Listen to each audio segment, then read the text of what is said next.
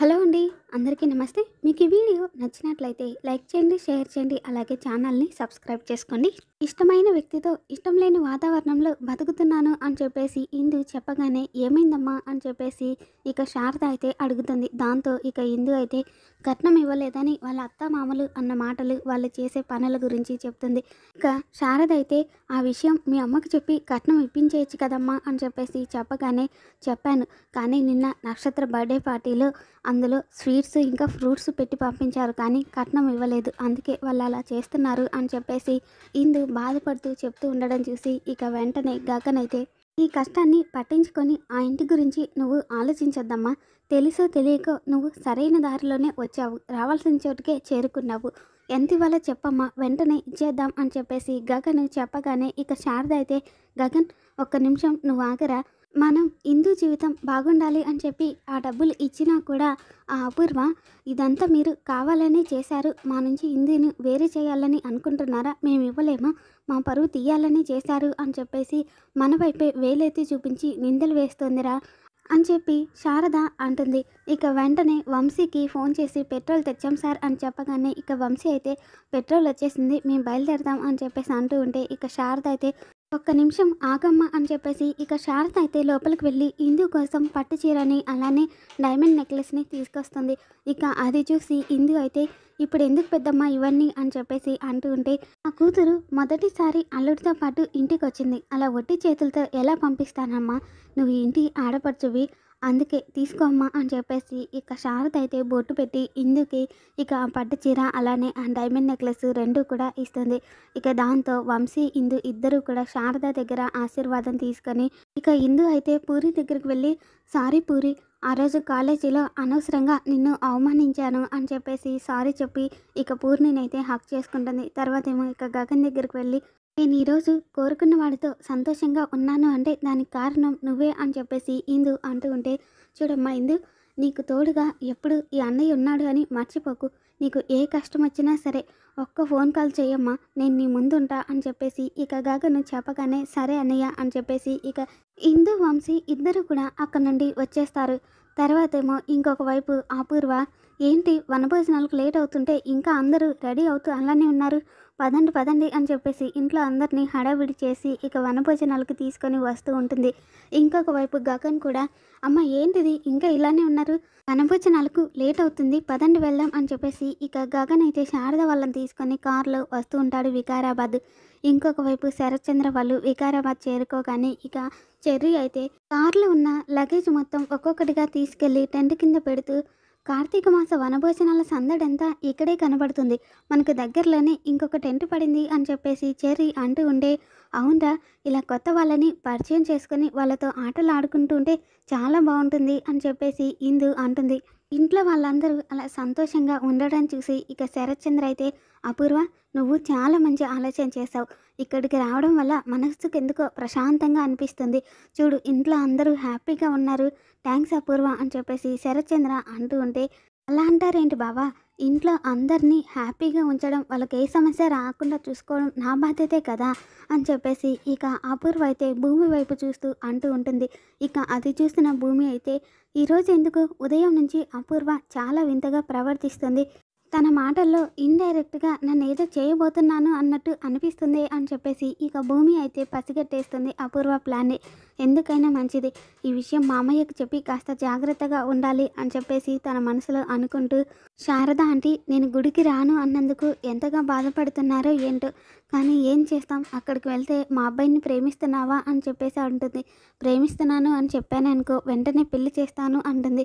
ముందుగా నేను అనుకున్నట్టు నాన్నకి ఆయనకి మధ్య శత్రుత్వం పోగొట్టాలి, అప్పుడే నేను ఆయన్ని ప్రేమిస్తున్నాను పెళ్లి చేసుకుంటాను అని శారద ఆంటీతో చెప్పాలి అని చెప్పేసి భూమి అలా గగను ఇంకా శారద గురించి ఆలోచిస్తూ ఉంటుంది. ఇక అప్పుడే శరత్చంద్ర వాళ్ళ దగ్గరలోనే ఇంకొక కారు ఆగడం చూసి ఇక చెర్రీ అయితే అదిగో ఆ టెంట్లో వాళ్ళేమో వచ్చేసినట్టున్నారు అని చెప్పేసి చాలా ఎక్సైటెడ్గా అంటూ ఉంటాడు. ఇక అప్పుడే గగను కార్లోంచి దిగడం చూసి ఒక్కసారిగా శరత్చంద్రతో పాటు ఇక తన ఫ్యామిలీ మెంబర్స్ అందరూ కూడా షాక్ అయిపోయి చూస్తూ ఉంటారు. అమ్మాయి నువ్వు భూమిని చంపాలని ఇంత కష్టపడి ప్లాన్ చేస్తే ఈ ప్లాన్ కూడా తుస్సేనమ్మాయి. ఇక నువ్వు ఈరోజు భూమిని చంపలేవు అని చెప్పేసి గోరింటాకు సుజాత ఇక గగన్ని చూడగానే అపూర్వతో అంటూ ఉంటే, ఏంటి పిన్ని అలా అంటున్నావు అని చెప్పేసి అపూర్వ అంటుంది. ఇంకెలా అనమంటావు అమ్మాయి, ఉన్నమాటే కదా చెప్తున్నాను. ఇక నువ్వు వేరే ప్లాన్ చూసుకోవాల్సిందే. నువ్వేమో భూమిని చంపేద్దామని చెప్పి ఇక్కడి వరకు తీసుకొచ్చావు. కానీ ఇక్కడ ఆ గగన్ని చూశాక నీ ప్లాన్ వర్కౌట్ అవ్వదు అని నాకు అర్థమైపోయింది.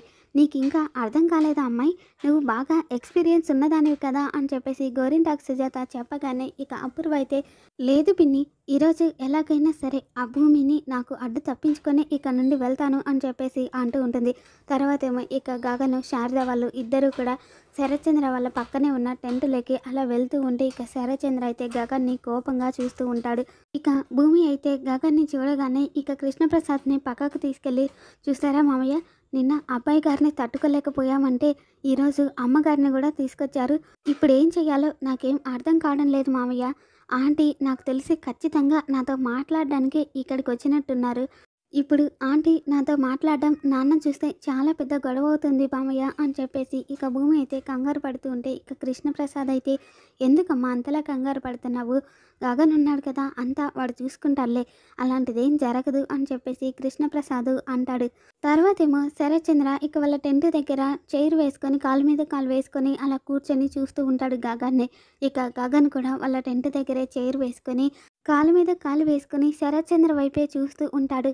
ఇక అపూర్వ అయితే గోరింటాకు సుజాత అన్న మాటల్ని గుర్తు చేసుకొని ఇక శరత్చంద్ర దగ్గరికి వచ్చి, బావా, మనం వనభోజనాలకు వచ్చామా లేకపోతే శ్మశానంలో చుట్టూ శవాల పక్కన కూర్చొని భోజనం చేయడానికి వచ్చామా అని చెప్పేసి అపూర్వ అంటూ ఉంటే, నేను కూడా అదే ఆలోచిస్తున్నాను అపూర్వ, నాకు ఈ ప్లేస్ ఇప్పుడు నచ్చడం లేదు, మేము వేరే ప్లేస్కి వెళ్దాం పదండి అని చెప్పేసి ఇక శరత్చంద్ర అయితే అనగానే ఇక గగన్ అయితే ఒక్కసారిగా బాధపడుతూ ఇక భూమిని ఎక్కడ తీసుకెళ్ళిపోతాడో అని చెప్పేసి ఇక గగన్ అయితే కారు ఎక్కబోతున్న శరత్చంద్ర దగ్గరికి వెళ్ళి, హలో శరత్చంద్ర, చాలా థ్యాంక్స్ అని చెప్పేసి అంటాడు. ఇక దాంతో శరత్చంద్ర అయితే, థ్యాంక్స్ ఎందుకురా, నీ మొహం చూడకూడదని ఇక నుండి వెళ్ళిపోతున్నాం అని చెప్పేసి శరత్చంద్ర అనగానే, నేను కూడా అదే చెప్తున్నాను, నువ్వు నాకు భయపడే కదా ఇక్కడ నుండి వెళ్ళిపోతున్నావు, నేను ఇక్కడే ఉంటే ఎక్కడ భూమి నన్ను ప్రేమించేస్తుందా అనే భయంతోనే కదా వెళ్ళిపోతున్నావు, అంటే నేను నీలో భయం పుట్టించానన్నమాట అని చెప్పేసి ఇక గగను చెప్పగానే, నువ్వు నాలో భయం పుట్టించడం ఏంట్రా, నేను ఉండగా భూమి నిన్ను ప్రేమించదు, ప్రేమించనివ్వను, ఇక్కడ నీ మొహం చూడడం ఇష్టం లేకే వెళ్ళిపోతున్నాం అని చెప్పేసి శరత్చంద్ర చెప్పగానే, అదేం కాదు, భూమిని నేను ప్రాణంగా ప్రేమిస్తున్నాను అని నీకు తెలుసు, భూమి కళ్ళెదురుగా నేనుంటే ఎక్కడ భూమి మనసు మారి నన్ను ప్రేమిస్తుందా అని నువ్వు అందుకే వెళ్ళిపోతున్నావు, కానీ ఆ విషయాన్ని బయట పెట్టకుండా నా మొహం చూడడం ఇష్టం లేదు అని చెప్పి అంటున్నావు అని చెప్పేసి గగను అనగానే, రేయ్, నువ్వు అలాంటి పిచ్చి కళ్ళలేం కనకు, ఇక్కడుంటే భూమి నిన్ను ప్రేమిస్తుంది అని అనుకుంటున్నావు కదా, అలా ఎప్పటికీ జరగదురా, మేం కూడా ఇక్కడే ఉంటాము, భూమి నిన్ను ప్రేమించదు అని నీకు సాయంత్రం ఇక్కడ నుండి వెళ్ళేలోపు అర్థమవుతుంది అని చెప్పేసి ఇక శరత్చంద్ర అయితే, అపూర్వ, మనం ఇక్కడ నుండి వెళ్ళడం లేదు, ఇక్కడే ఉంటున్నాం అని చెప్పేసి అంటాడు. ఇక దాంతో గగన్ అయితే, నాకు తెలుసు శరత్చంద్ర, నీ ఈగోని రెచ్చగొట్టానే అనుకో, నువ్వు ఖచ్చితంగా ఇక్కడే ఉంటావు, లేకపోతే ఇంత దూరం నేను భూమి కోసం వస్తే నువ్వు భూమిని తీసుకొని ఇక్కడ నుండి వెళ్ళిపోతానంటావా అని చెప్పేసి ఇక గగను తన మనసులో అనుకొని సంతోషపడిపోతూ ఉంటాడు. ఇంకొక వైపు నక్షత్ర అయితే గగన్ని చూసి, బావా, నేను ఫోన్ చేస్తే రాను అన్నావు, కానీ ఇప్పుడు నాన్న నిన్ను ఇక్కడ చూడగానే ఇక్కడ నుండి వెళ్ళిపోదాము అంటే నాన్న ఈగోని రెచ్చగొట్టి ఇక్కడే ఉండిపోయేలా చేశావు, ఇదంతా నా కోసమే చేశావు కదా అని చెప్పేసి ఇక నక్షత్ర తన మనసులో అనుకుంటూ సంతోషపడిపోతూ ఉంటుంది. తర్వాతేమో ఇక గగన్ అయితే భూమినే చూస్తూ భూమికి సైట్ కొడతాడు. ఇంకొక వైపు చెర్రీ అయితే, అన్నయ్య ఏమో ఇక్కడ ఉన్నాడు, వెళ్ళి దగ్గరికి మాట్లాడదాము అంటే పక్కనే మామయ్య అత్తయ్య ఉన్నారు, చూశారు అంటే పెద్ద భూకంపమే సృష్టిస్తారు, ఇప్పుడు ఎలా అని చెప్పేసి తన మనసులో అనుకుంటూ ఉంటాడు. తర్వాతేమో అపూర్వ ఇక రౌడీలకు ఫోన్ చేసి పక్కకు వెళ్ళి మాట్లాడుతూ ఉంటుంది. రే, ఇక్కడ ఆ భూమి ఉంది, ఆ భూమిని తీసుకెళ్ళి ఎలాగైనా చంపేయాలి, నేను చెప్పింది మీకు గుర్తుంది కదా అని చెప్పేసి అంటూ ఉంటే ఇక అప్పుడే గోరింటాకు సుజాత అక్కడికి వచ్చి, ఏంటమ్మాయి, ఇక్కడ ఆ గగన్ గడు ఉన్నాడని తెలుసు కూడా మళ్ళీ వాళ్ళకి చంపేయమని చెప్తున్నావు, ఆ ప్లాను వర్కౌట్ అవ్వదమ్మాయి, నా మాట విని భూమిని చంపాలి అన్న నీ ప్లాను ఇంతటితో ఆపేయి అని చెప్పేసి గోరింటాకు సుజాత అనగానే, పిన్ని, నేను నీకు పిచ్చిదానిలా కనపడుతున్నానా? ఈరోజు ఆ భూమి చావాల్సిందే. మధ్యలో అడ్డొస్తే ఆ గగన్ గాడు కూడా చస్తాడు. లేదు వాడు బ్రతికిపోయాడే అనుకో, భూమిని చంపిన నింద వాడి మీదకే వెళ్తుంది. దాంతో వాడు కూడా జైలుకి వెళ్ళిపోతాడు. ఒక్క దెబ్బతో నా ఇద్దరు శత్రువులు నాశనం అయిపోతారు అని చెప్పేసి అపూర్వ చెప్పగానే, నేను చెప్పేది నీకు ఇప్పుడేం అర్థం కాదు అపూర్వ. నువ్వు ఆ భూమిని చంపాలి అని ప్రయత్నించినప్పుడు ఆ గగన్ గాడు అడ్డుకొని భూమిని ఎందుకు చంపించాలి అనుకున్నావు అని నీ పీక మీద కత్తి పెడతాడు చూడు, అప్పుడు నీకు అర్థమవుతుంది. నీకు ఇలానే జరుగుతుంది చూడు అని చెప్పేసి ఇక గోరింటాకు సుజాత అయితే తన మనసులో అనుకుని అక్కడ నుండి వెళ్ళిపోతుంది. మరి రాబోతున్న ఎపిసోడ్లో అపూర్వ ప్లాన్ని తిప్పికొట్టి గగను భూమిని ఎలా కాపాడుతాడు అనేది మళ్ళీ మన ఛానల్లో రేపటి ఎపిసోడ్లో తెలుసుకుందాం. Thanks for watching.